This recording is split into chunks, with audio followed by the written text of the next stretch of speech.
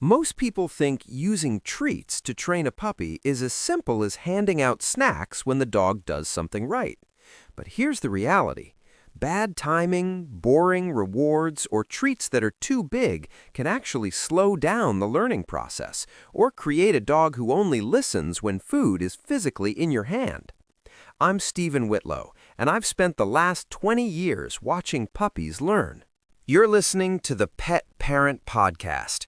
Quick note before we get rolling, everything you're about to hear is researched, verified, and written by real people who know this stuff inside and out, but the voice you're hearing is AI generated. Just wanted to be upfront about that. If you've been listening for a while, thanks for being here. And if you're new to the show, I'm really glad you gave us a shot. We drop new episodes every Monday, Wednesday, and Friday, covering all kinds of pet care topics, from training basics to health questions to gear recommendations. Today, we're talking about how to use treats for puppy training in a way that actually works, so let's get into it. What I know for sure is that using treats for puppy training isn't just about tossing food at your dog. It's about timing, consistency, and understanding what actually motivates that little bundle of energy bouncing around your living room. This guide will show you exactly how to use treats the right way. No fancy jargon, no complicated protocols, just practical techniques that work with puppies of all breeds and sizes. You'll learn when to reward, which treats work best, how to fade them out eventually, and how to avoid the most common mistakes I see new puppy owners make. Most people can start seeing results within the first training session, typically 5 to 10 minutes. By the end of this guide, you'll have a clear system that makes training feel less like work and more like building a real connection with your pup. So first things first, let's talk about what you'll actually need before you start your first training session. You want high-value training treats. These should be soft, pea-sized pieces that your puppy can eat quickly. Look for options with single-source proteins like chicken, beef, or salmon. You'll also need a treat pouch or pocket to keep those rewards accessible and your hands free. Find a quiet training space, especially for the first few sessions. You want to minimize distractions. Have your puppy's regular meal portions ready because you'll deduct training treats from daily food intake to prevent overfeeding. Bring patience and realistic expectations. Puppies have attention spans of just 5 to 10 minutes at 8 to 12 weeks old. Keep a water bowl nearby since small treats can make puppies thirsty, and if you want, grab a clicker. It helps mark exact moments of good behavior, though your voice works too. Now, choosing the right treats for your puppy's age and size, this is critical. Not all treats work equally well for training, and this is where I see a lot of new puppy owners struggle right out of the gate.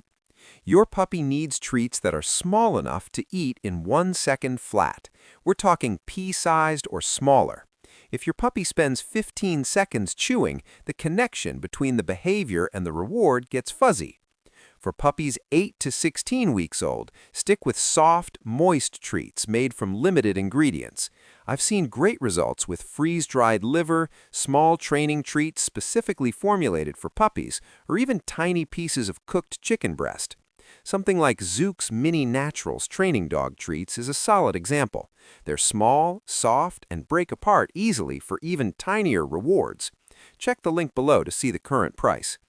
Avoid hard, crunchy treats during early training sessions. They take too long to chew and can actually interrupt the learning flow. Also skip anything with artificial colors, excessive fillers like corn or wheat, especially if your puppy shows any digestive sensitivity, or treats larger than your pinky fingernail. The treat needs to be more exciting than whatever else is happening around your puppy. That's what trainers call high value. For some puppies, regular kibble works fine. For others, especially in distracting environments, you need the good stuff. Cheese, hot dogs cut into tiny pieces, or freeze-dried meat usually win the motivation game. Just remember to adjust meal portions accordingly, because training treats should make up no more than 10% of your puppy's daily caloric intake. You can learn more about safe daily limits in our guide on how many treats you can give your puppy during training. All right, let's get into timing, because this is where most people mess up. Here's the thing about using treats for puppy training that most people don't realize. Timing matters more than the treat itself. I've seen this 100 times. Someone asks their puppy to sit, the puppy sits, then the owner fumbles around in their pocket for 20 seconds before finally delivering the treat. By that point, the puppy has stood up, sniffed the floor, and looked out the window. What did you just reward? Not the sit. You need to deliver that treat within 1 second of the behavior you want. 1 second, that's it. This is why keeping treats in an accessible pouch or pocket matters so much. Here's what the timeline should look like. Your puppy performs the desired behavior, sits, makes eye contact, comes when called. You immediately say yes or click your clicker. Then you deliver the treat within that 1 second window. The verbal marker or click tells your puppy exactly which behavior earned the reward, and the treat confirms it. Practice your timing without your puppy first. Seriously. Drop a pen on the floor and practice saying yes the instant it hits the ground, then reach for a treat. It sounds silly, but this simple exercise will make you faster and more consistent when your puppy is actually in front of you. Your puppy's brain is making connections constantly, and those connections get weaker with every passing second after the behavior. Fast timing creates clear communication. Slow timing creates confusion. Moving on to starting with simple behaviors in low distraction environments. Don't make the rookie mistake of trying to teach your puppy to come when called at the dog park on day 1. Start simple, start boring, start successful. Pick one basic behavior. Sit is usually the easiest. Find a quiet room in your house where your puppy isn't overwhelmed by sounds, smells, or the neighbor's cat walking past the window. You want your puppy's full attention, and that's nearly impossible when there's too much competing stimulation. Hold a treat close to your puppy's nose, then slowly move it up and slightly back over their head. Most puppies will naturally sit as they follow the treat with their eyes. The second their bottom touches the floor, say yes and give them the treat. Repeat this 5 to 7 times, then take a break. Keep training sessions incredibly short at first. We're talking 3 to 5 minutes for young puppies. Their attention spans are tiny, and pushing past that creates frustration for both of you. I'd rather you do 3 3-minute sessions throughout the day than one exhausting 20-minute marathon. Once your puppy is consistently performing the behavior in that quiet room, gradually add small distractions. Maybe move to a different room, then try it in the backyard, then with another family member nearby. This process, called generalization, helps your puppy understand that sit means the same thing everywhere, not just in the living room where you first taught it. You're building a foundation here. If you rush this step, everything that comes later gets shakier. Now, here's where the training gets more sophisticated, but I'll keep it simple. Once your puppy reliably performs a behavior, let's say they sit every single time you ask in that quiet room, you need to start mixing up the rewards. At first, you reward every single correct response. That's called continuous reinforcement, and it's perfect for teaching new behaviors. But if you keep rewarding every single sit forever, your puppy will only perform when they know you have treats. I've seen plenty of dogs who won't listen unless they can literally see food in their owner's hand. The solution is something called a variable reward schedule, which sounds complicated but really isn't. It just means you don't reward every single behavior anymore. Instead, you reward randomly. Sometimes the first sit, sometimes the third, sometimes 2 in a row, then skip the next one. This unpredictability actually makes the behavior stronger. It's the same psychological principle that makes slot machines so addictive. You don't know when the reward is coming, so you keep trying. Your puppy keeps performing the behavior because they know the reward might be coming, but they're not sure when. Start by rewarding every other successful behavior, then every third, then randomly. You'll notice your puppy actually becomes more attentive and tries harder when they're not getting a treat every time. But here's the critical part. Even when you're not giving food, you still need to praise. A happy, good dog or a quick pet keeps them engaged even without the treat. This transition usually happens after your puppy has been performing a behavior consistently for about a week. Don't rush it, but don't skip it either. Let's talk about fading treats gradually while increasing life rewards. Eventually, you want a puppy who listens because they understand what you're asking and want to cooperate, not because they're staring at the treat in your hand. Fading treats is one of the most misunderstood parts of using treats for puppy training. Here's what doesn't work. Training with treats for 2 months, then suddenly stopping cold turkey and expecting the same level of responsiveness.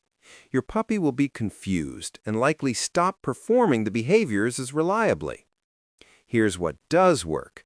Gradually replacing food treats with what I call life rewards, things your puppy already wants anyway. Does your puppy go crazy when you reach for the leash because walk time is the best part of their day? Make them sit before you clip it on. Does your puppy lose their mind when you open the back door? Make them wait calmly before you let them outside. Every single thing your puppy wants can become a reward. Access to the yard, permission to greet another dog, throwing their favorite ball, scratching that spot behind their ears they love. These are all powerful reinforcers that don't involve food. As you make this transition over several weeks or months, yes, months, training isn't a race, you'll use food treats less and less frequently, but you'll still use them occasionally, especially when asking for more challenging behaviors or training in difficult environments. I still carry treats for my own dogs, and the oldest one is 7. They don't always get them, but the possibility is there. The goal isn't to eliminate treats entirely. The goal is to create a puppy who responds reliably whether food is present or not, because they've learned that good things happen when they cooperate with you. Next up, training in multiple environments to build reliability. Your puppy might be a superstar in your kitchen, but the moment you step outside, it's like they've never heard the word sit in their entire life. Sound familiar? This happens because puppies don't automatically generalize learned behaviors to new environments. You need to deliberately practice every behavior in multiple locations with varying levels of distraction. Start in that quiet room where you initially taught the skill, then progress through increasingly challenging environments. Try different rooms in your house, the bedroom, bathroom, hallway. Move to your backyard with new smells, sounds, maybe some birds or squirrels. Then the front yard with more stimulation, possible street noise. After that, quiet neighborhood streets with cars and people walking by. Eventually, busier areas near parks, pet stores, or downtown areas. Each time you move to a new environment, expect your puppy's performance to drop a bit. That's completely normal. You might need to go back to rewarding every single correct response for a few repetitions until they understand that the rules haven't changed. Sit still means sit, even at the pet store. Here's a trick I use constantly. When you're in a new, distracting environment, ask for behaviors your puppy already knows really well before introducing anything new. This builds confidence and gets them into working mode even with all the excitement around them. A few quick sits or downs that earn treats help them focus on you instead of the fascinating squirrel across the street. For most puppies, you'll need to practice each behavior in 5 to 10 different locations before it becomes truly reliable everywhere. That might sound like a lot, but you can work through environments pretty quickly. A few repetitions in each spot is often enough. Now let's talk about combining treats with other motivators for well-rounded training. Food isn't the only thing your puppy cares about, and the most effective training programs use multiple types of rewards. I've trained puppies who would work twice as hard for a game of tug as they would for the tastiest treat. Others lose their minds for verbal praise delivered in that high-pitched, excited voice. Some just want to be near you and will work for physical affection. Pay attention to what makes your specific puppy light up, then use it. When your puppy nails a behavior, especially a challenging one, mix up your rewards. Sometimes it's a treat. Sometimes it's "good dog," said with genuine enthusiasm. Sometimes you immediately produce their favorite toy and play for 30 seconds. Sometimes it's just scratching their chest the way they love. This variety keeps training interesting for your puppy and prevents them from becoming too fixated on food as the only reason to cooperate. It also prepares you for situations where you don't have treats available. Your puppy has already learned that good things come in different forms. I particularly like combining treats with play for high-energy breeds like Border Collies, Australian Shepherds, or Terriers. You might reward a perfect recall with a treat followed immediately by throwing a ball. The treat satisfies their immediate "I did it" response, and the play channels their energy into something fun. For lower energy or more food-motivated breeds like Basset Hounds, Bulldogs, or many Retrievers, treats might remain your primary reward for longer, but you should still incorporate praise and petting so they don't become only food-motivated. Understanding your individual puppy's personality and preferences makes training so much easier. There's no one-size-fits-all approach, which is why cookie-cutter training programs often fail. You can also explore homemade puppy training treats if your puppy has specific dietary needs or preferences that commercial treats don't meet. All right, let me share some pro tips and common mistakes I see all the time. After 2 decades of training, the same mistakes pop up again and again. The biggest one? Using treats that are too large. Your puppy doesn't need a whole biscuit every time they sit. A piece the size of a pea works just as well and won't fill them up after 5 repetitions. Cut those treats smaller than you think you need to. Another common issue is boring treats in exciting environments. Your puppy's regular kibble might work great in the kitchen, but at the park, surrounded by other dogs, you need to bring the good stuff. Match your reward value to the difficulty of the environment. Our guide to the best puppy training treats can help you identify high-value options. Here's a pro tip that makes a huge difference. Keep your treat hand at your side or behind your back until after your puppy performs the behavior. If your hand is extended in front of you holding a treat, your puppy is just following the food. They're not really learning the behavior. The treat should appear after the action, not before. Also, don't underestimate the power of your voice. Your tone and energy matter as much as the food. A flat, monotone, good dog doesn't communicate much enthusiasm. A genuine, excited, "Yes, good sit," delivered with a smile tells your puppy they just did something amazing. One more thing. Never use treats to bribe or lure a puppy out of unwanted behavior. If your puppy is jumping on guests and you offer a treat to get them to stop, you just rewarded jumping. Instead, ask for an incompatible behavior like sit, then reward that. Let me answer some questions that come up constantly. First, what kind of treats should I use for puppy training? You should use soft, small treats, pea-sized or smaller, made from simple ingredients that your puppy can swallow quickly without much chewing. High-value options include freeze-dried liver, small training-specific treats, tiny pieces of cooked chicken, cheese, or turkey. Avoid hard biscuits, large treats, or anything with artificial additives during training sessions because they take too long to eat and can interrupt the learning process. How many treats can I give my puppy during a training session? You can give as many treats as needed during training sessions as long as the total from all sessions doesn't exceed 10% of your puppy's daily caloric intake. For most puppies, this means deducting training treats from their regular meals to prevent overfeeding and weight gain. If you're doing multiple short sessions throughout the day, which works best for young puppies, count all those treats together and reduce dinner portions accordingly. When should I stop using treats for training? You should start gradually reducing treat frequency once your puppy reliably performs a behavior, typically after about 1 week of consistent success, by switching to a variable reward schedule, where you reward randomly rather than every time. However, you never completely eliminate treats.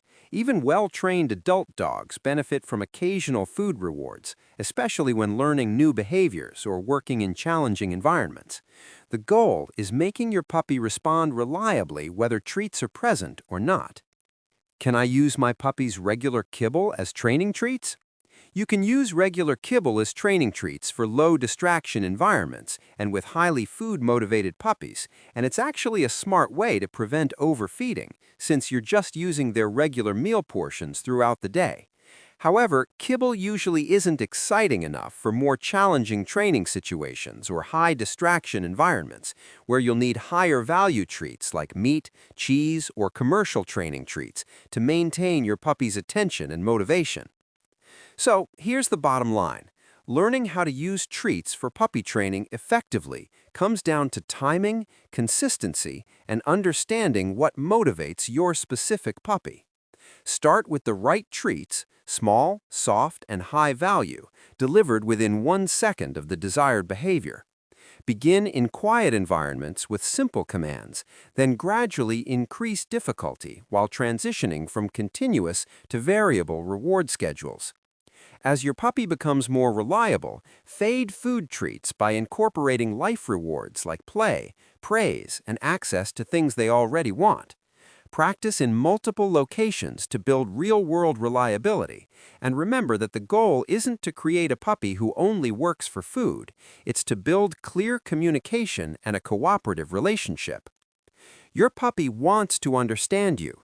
Treats are just the tool that makes the conversation clearer while you're both learning the language. Keep sessions short, celebrate small victories, and stay patient with the process. The foundation you're building now will shape your relationship for years to come. That wraps up this episode of the Pet Parent Podcast. Thanks for listening. We release new episodes every Monday, Wednesday, and Friday, so there's always something fresh coming your way. If you found this episode useful, I'd really appreciate it if you could leave us a 5-star rating and write a quick review. It genuinely helps other pet parents discover the show when they're searching for answers. And if you haven't already, hit subscribe or follow so you get notified the second a new episode goes live. I'll catch you on the next one.